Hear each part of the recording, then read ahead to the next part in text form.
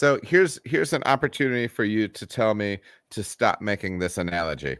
I've been making this analogy for a little while sometimes when people talk about elevating sulfate levels in a beer, they say that it can make your beer more bitter.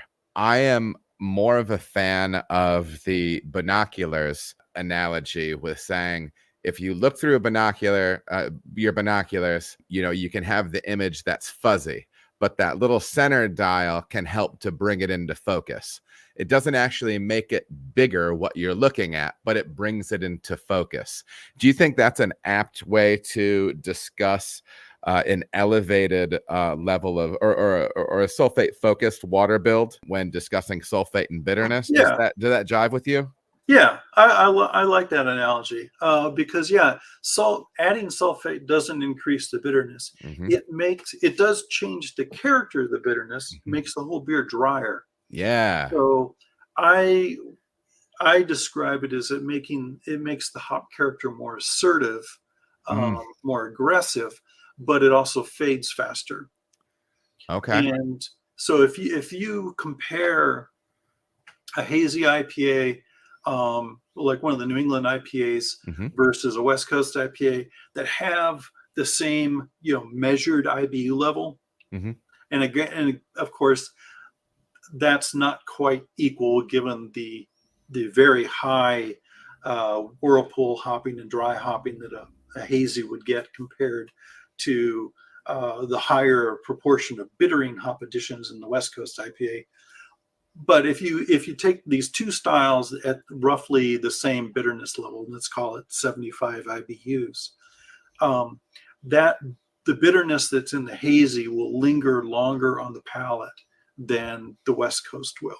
And that's due to the difference in the chloride and sulfate character, the balance of those characters. In a high sulfate IPA, that bitterness hits faster on your tongue, but also fades faster. Whereas in the hazy, it's a little softer coming in, but then lingers on the palate longer. Is hazy a style that you regularly enjoy drinking? Or is it lower down the list of preferred styles for John Palmer? Yeah. And that's, I'm old. Well, I mean, it's preference is preference, John. Yeah, you know what I mean? It's one of those things. Yeah. I've enjoyed some hazy IPAs over the years. They're nice in the summertime. A little softer, juicier kind of beer. But yeah, I guess I'm old school. I like the drier West Coast style IPA more. Yeah. And I was just out in New England a couple months ago for the NBA district meeting out there, and got a chance to go over to Treehouse and try beers on site there. Okay,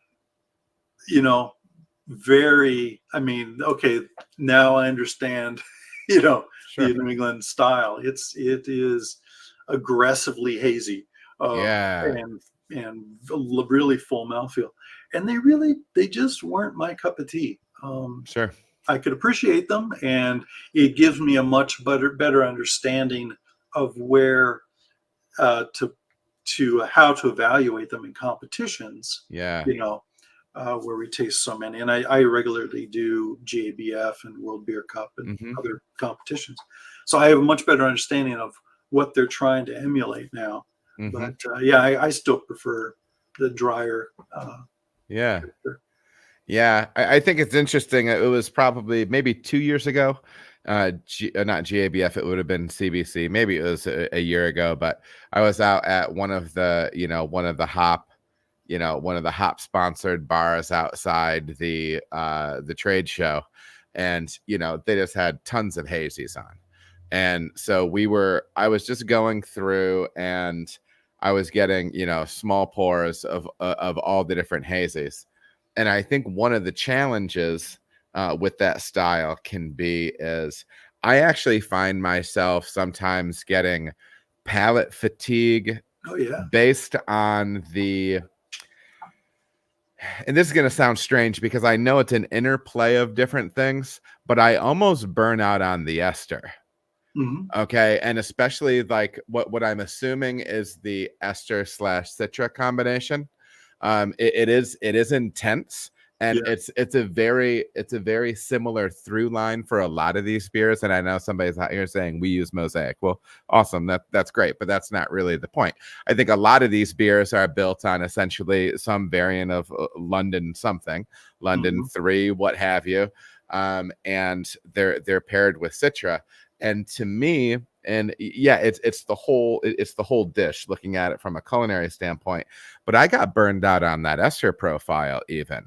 You know what I mean? Now, granted, Yeah. I'm sampling multiple things, but later in the day, I think when we went out, I don't think I had a beer. I think I had a cocktail, and it was like, oh, this is nice to not have that, you know. And I'm not trying to like talk bad about the style, but first of all, I think it's a tough style to do well, and I think it's been a style that has driven a real necessity for deep dives and deeper understanding of what's actually happening with hop products, with what's actually happening with water profile, and different things like that. Because I don't know how familiar you are with Scott Janish's book, New IPA, but you know, and he's essentially what I've always liked about that book and his blog.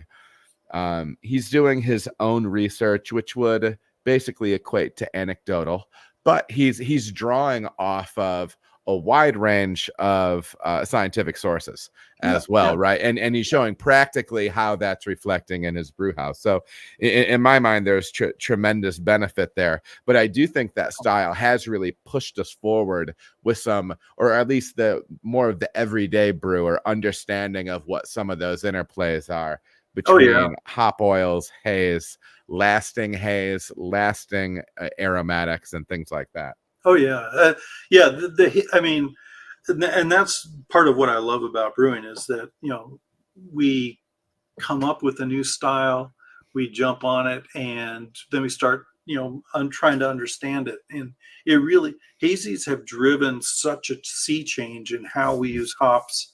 Well, I guess the original Surgeon IPAs did as well, but our understanding of biotransformation, and, you know, thiols and et cetera, there's, you know, we're learning a lot just due to that style. So yeah, I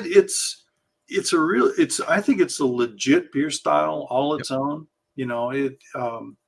And so when I don't there's, in terms of a name, we tend to call it hazies as opposed to New England, but it's definitely a style all its own.